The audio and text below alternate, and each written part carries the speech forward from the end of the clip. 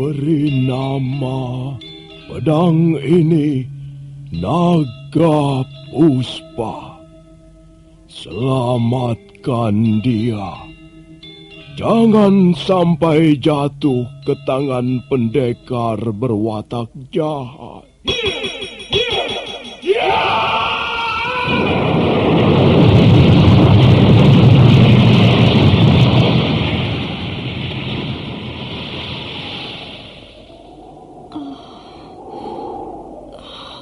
Kakang Kamandanu, kau masih juga tidak percaya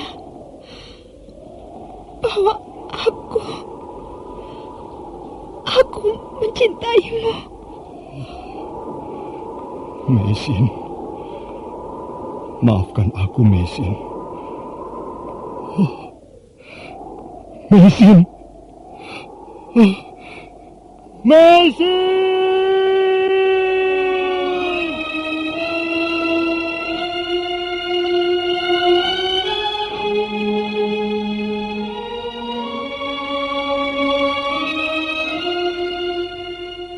Tutur Tinula.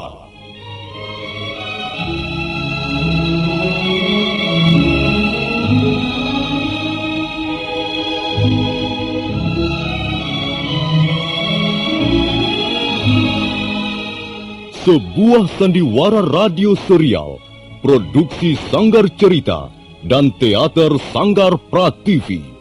Sebuah kisah dengan latar belakang sejarah runtuhnya Singasari dan berdirinya Kerajaan Majapahit.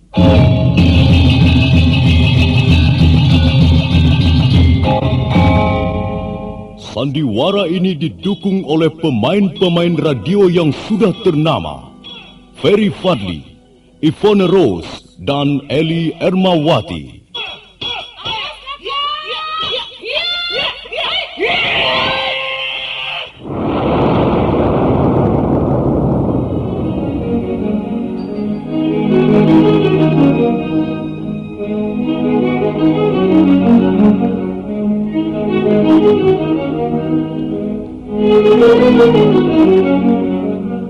Cerita ini ditulis dan disusun oleh S. Tijab. Teknik dan montase dikerjakan oleh Rudi Tinangon dan Joko SP. Sutradara EWS Yuwono. Kali ini mengetengahkan episode pertama dengan judul Pelangi di Atas Kurawang.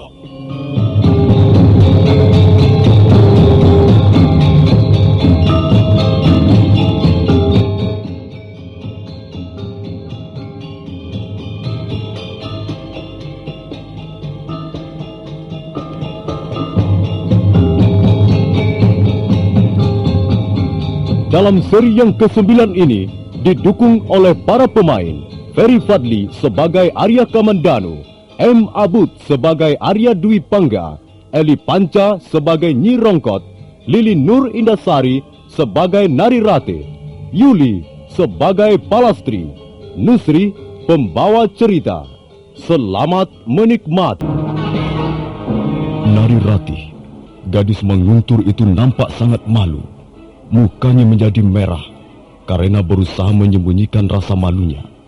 Tapi dia masih dapat berkata, walaupun suaranya menjadi gemetar. Oh, jadi Kakang tidak pernah menulis syair untukku? Tidak, Rati. Selama ini aku sakit. Bagaimana aku bisa menulis syair? Jadi semua ini bukan kau yang menulis, Kakang? Oh, bukan.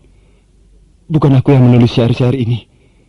Aku tidak bisa dan tidak berbakat menulis syair. Kalau begitu, aku telah salah menganggapmu, Kakang. Baiklah, aku mau pulang saja. Tunggu, Rati. Tunggu dulu. Maafkan, Kakang. Aku tak bisa lama-lama di sini. Maafkan, aku telah mengganggu ketenanganmu. Oh, ini pasti perbuatan Kakang Dwi Pangga. Ada apa, Angger? Mana gadis menguntur itu? Oh, kau, Bi. Mana Nini Nari Rati? Dia sudah pulang, Bi. Loh, Kok buru-buru sekali dia pulang? Ada apa, Angger? Tidak ada apa-apa. Bibi tahu di mana Kakang Dwi Pangga? Oh, tadi Bibi lihat Angger Dwi Pangga sedang menjemur daun rontal di atas atap kamarnya. Aku mau menemuinya. Ada apa, Angger? Kok sepertinya... Minggir, Bi. Jangan menghalangi di jalan. Aku harus menemui Kakang Dwi Pangga sekarang juga. Adik Kamandanu, ada apa? Mengapa kau rusak pintu kamarku? Apa yang sedang kau lakukan itu? Apa urusanmu? Aku sedang menulis syair. Rupanya kau bangga sekali dengan syair-syairmu itu, Kakang.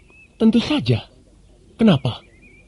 Apa karena aku sedang menulis syair, lalu kau tidak senang dan merusak pintu kamarku? Jawab dulu pertanyaanku, Kakang. Mengapa kau mengirim syair-syair itu pada Nari Ratih? Apa maksudmu? Oh, jadi kau sudah tahu. Baiklah, aku akan mengatakan alasanku. Jangan membuat alasan. Aku ingin tahu yang sebenarnya, Kakang. Iya. Iya, Adik Kamandanu, sabar dulu. Adik Kamandanu, aku ingin berbuat baik padamu. Aku ingin membuat hubunganmu dengan Nari Ratih pulih kembali seperti sedia kala. Kakang, persoalan Nari Ratih adalah persoalan pribadiku. Kau jangan ikut campur. Dengar, Adik Kamandanu. Hubungan kalian tidak mungkin bisa dipulihkan kalau aku tidak turun tangan. Apapun yang akan terjadi di antara kami, Kakang tidak berhak ikut campur. Urusi saja sendiri persoalanmu. Mengapa Kakang terlalu usil? Jadi kau tidak menganggapku lagi sebagai saudara tuamu? Kau tetap Kakang Dwi Pangga, saudara tuaku. Tapi bukan berarti kau boleh ikut campur urusan pribadiku sampai sekecil-kecilnya. Aku kan bermaksud baik, Adik Kamandanu. Aku tidak membutuhkan jasa baikmu. Aku tidak butuh pertolongan siapapun, sekalipun ayahanda sendiri. Kau sombong sekali, Kamandanu. Terserah apa yang akan kau katakan, Kakang. Tapi begitulah pendirianku. Aku tak ingin melihat orang lain ikut campur urusan pribadiku. Ya, kalau begitu baiklah. Aku tidak akan ikut campur lagi. Uruslah sendiri persoalanmu dengan Nari Ratih. Tidak bisa, Kakang. Kau telah berbuat kesalahan dengan mengirim syair-syairmu itu. Sekarang Nari Ratih bertambah kesal padaku. Dan hubungan kami semakin suram. Lalu bagaimana? Aku harus bagaimana? Aku tidak tahu kau harus bagaimana. Tapi yang jelas, Kakang telah membuatku kecewa. Kakang telah menyakiti hatiku. Dan aku tak mudah untuk melupakannya. Ya, terserah kalau begitu.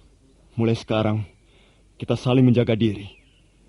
Aku tak akan mencampuri urusan Kakang. Tapi Kakang jangan coba-coba ikut campur urusanku. Sekalipun dengan dalih ingin berbuat baik. Baik, kalau memang begitu kemauanmu. Dan mengenai Nari Ratih, aku bisa menyelesaikan sendiri persoalan kami. Tanpa harus mengikut sertakan syair-syairmu itu. Buatlah syair untuk dirimu sendiri, Kakang. Karena belum tentu orang lain senang mendengarkannya. Bagus. Tapi bagaimana dengan pintu kamarku yang rusak itu? Jangan khawatir. Aku akan membetulkannya. Tapi setelah itu, pintu itu harus kau tutup rapat. Jangan sampai gema syairmu terdengar dari kamar tidurku. Dalam hal ini, menurut pendapat Bibi, Angger Dwi Pangga juga yang bersalah. Aku kan bermaksud baik, Bi. Iya, tapi maksud baik Angger itu justru akan membuat Angger Kamandanu tersinggung. Seorang laki-laki tentu akan terusik harga dirinya jika urusannya mengenai kekasih hatinya dicampuri laki-laki lain. Aku jadi serba salah sekarang, Bi. Maka sebaiknya Angger Dwi Pangga memperbaiki keadaan ini. Bagaimana caranya? Angger Kamandanu sangat kesal karena begitu tahu bahwa syair itu bukan dia yang menulis. Gadis Manguntur itu lalu buru-buru pulang. Angger Kamandanu berusaha menahan, tapi agaknya gadis itu sudah sangat malu dan tersinggung harkat kewanitaannya. Kalau begitu aku harus minta maaf pada Nari Ratih. Aku akan menjelaskan duduk perkara yang sebenarnya. Iya, memang sebaiknya begitu. Tapi apakah Angger Kamandanu akan setuju? Ya, dia tidak akan setuju, Bi. Dia sudah menutup diri untuk semua maksud baikku. Kalau begitu, sebaiknya mencari cara yang lain saja, Angger. Peliharalah perasaan Angger Kamandanu. Kasihan dia. Tidak, Bi. Aku akan minta maaf pada Nari Ratih, bukan untuk adik Kamandanu lagi, tapi untukku sendiri. Aku sudah melakukan kesalahan yang membuat gadis itu menderita batinnya. Dan tak Pai Angger Kamandanu tahu, kan bisa ribut besar. Maka lebih baik aku diam saja, pura-pura tidak tahu.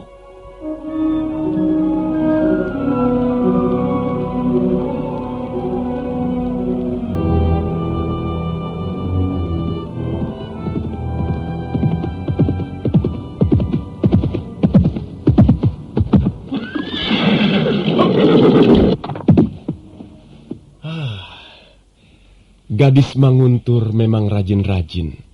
Sepagi ini sudah turun ke Tegalan untuk memetik daun pandan. Siapakah Tuan? Dan apa maksud Tuan datang kemari? Aku Arya Dwi Pangga dari desa Kurawan. Apakah Tuan masih saudara dengan Arya Kamandanu? Kamandanu itu adikku.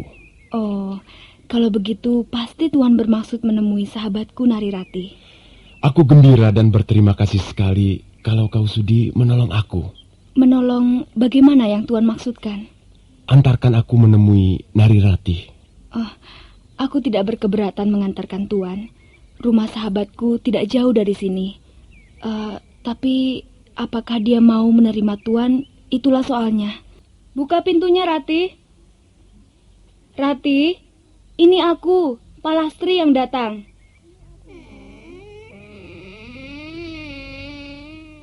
Ada apa, Palastri?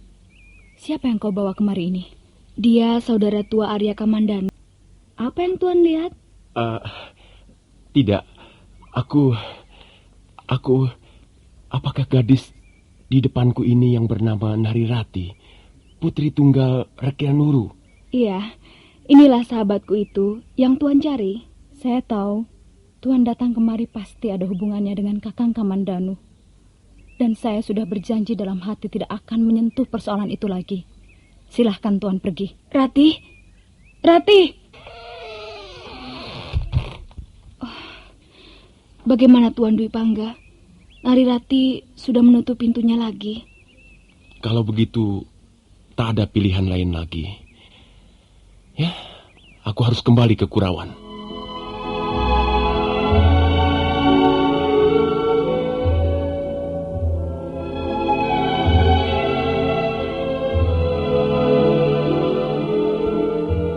Arya Dwi Pangga segera kembali ke Kurawan dengan bayangan wajah Nari Ratih terus melekat di dalam ingatannya.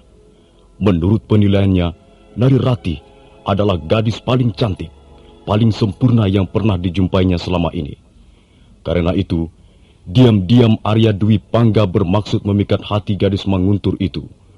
Dan bermunculanlah bait-bait syair yang indah, yang tidak lagi mewakili adiknya, melainkan dikirim atas namanya sendiri.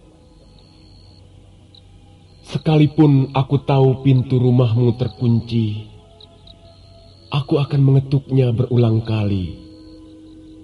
Itu. Nari Ratih, kau adalah sebongkah batu karang, tapi aku adalah angin yang sabar dan setia. Sampai langit di atas terbelah dua, aku akan membelai namamu bagaikan bunga.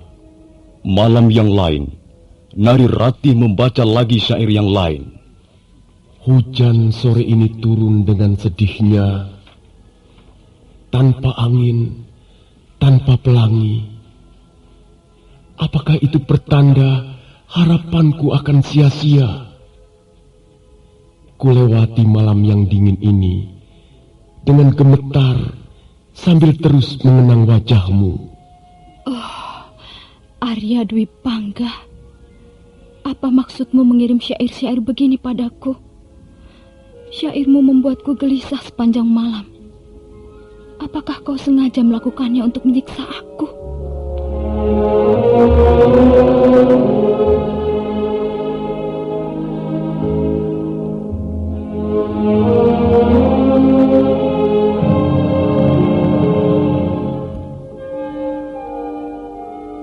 Kau pasti kurang tidur, Rati.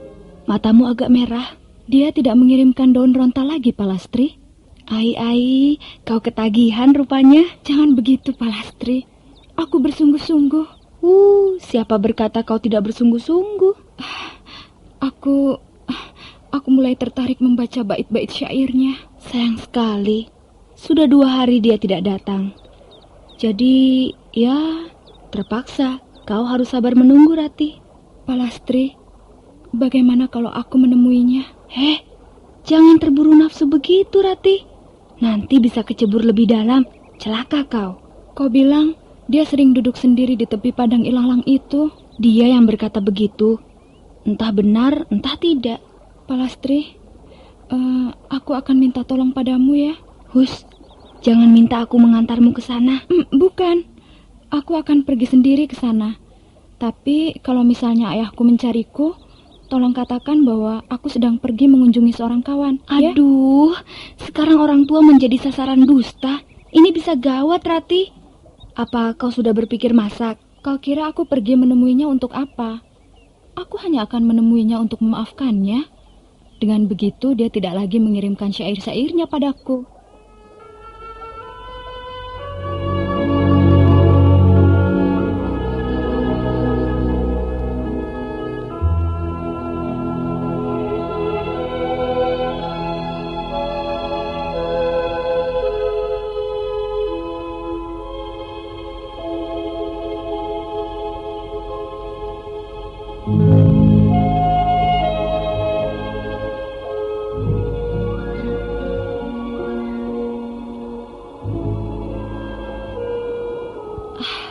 Benar, dia duduk di tepi padang ilalang, di atas sebuah batu hitam. Bagaimana ya? Rasanya aku malu sekali untuk menghampirinya. Tapi kalau tidak, aku kasihan melihatnya duduk merenung seperti arca batu begitu.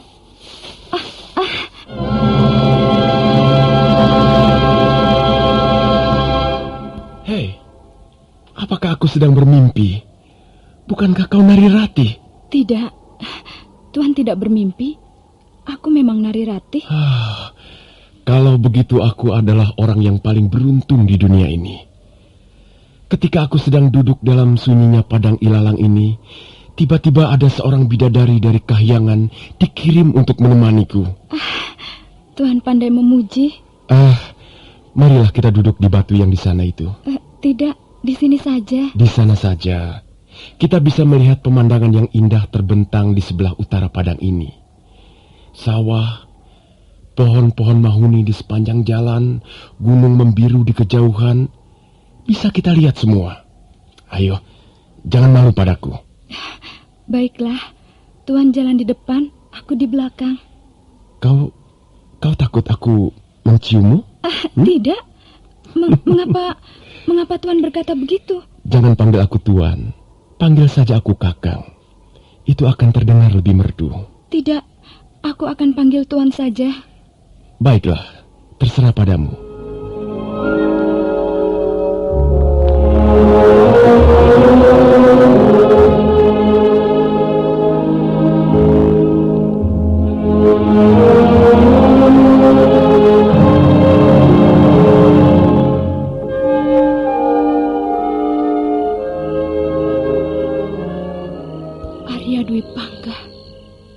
Baru pertama kali aku mengenal seorang laki-laki seperti dia ini. Sungguh berbeda dengan adiknya Kakang Kamandanu. Arya Dwi Pangga lebih terbuka.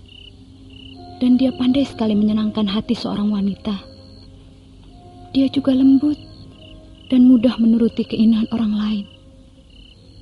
Tadi dia menyentuh telinga kiriku sampai gemetar seluruh tubuhku. Apakah dia sengaja melakukannya? Dan mengapa aku tak pernah mengalami guncangan perasaan seperti ini selama duduk bersama Kakang Kamandanu? Kakang Kamandanu memang baik, tapi dia tak pernah mau mengerti suara hatiku. Dia sering menyakitiku dan membuatku kecewa. Arya Dwi Pangga. kau memang lain dari yang lain. Apakah karena aku telah terpikat olehmu? Jika hari telah tidur di pangkuan malam, kukirim bisikan hatiku ini bersama angin. Biarpun bulan pucat kedinginan, biarpun bintang merintih di langit yang jauh, aku akan tidur dengan tenang sambil memeluk senyummu dalam kehangatan mimpiku.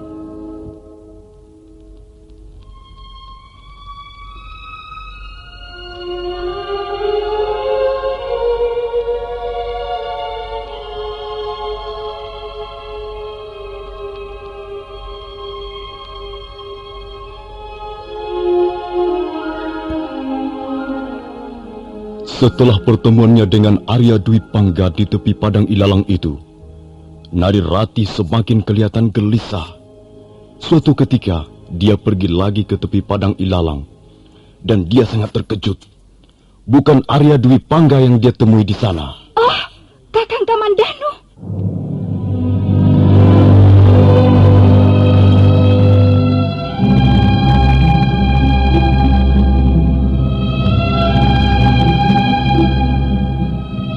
Nah, para pendengar sekalian, bagaimana kisah selanjutnya? Apa yang akan dilakukan Nari Rati begitu melihat Arya Kamandanu duduk sendiri di tepi padang ilalang? Silakan menunggu jawabannya dalam seri berikut. Sampai jumpa.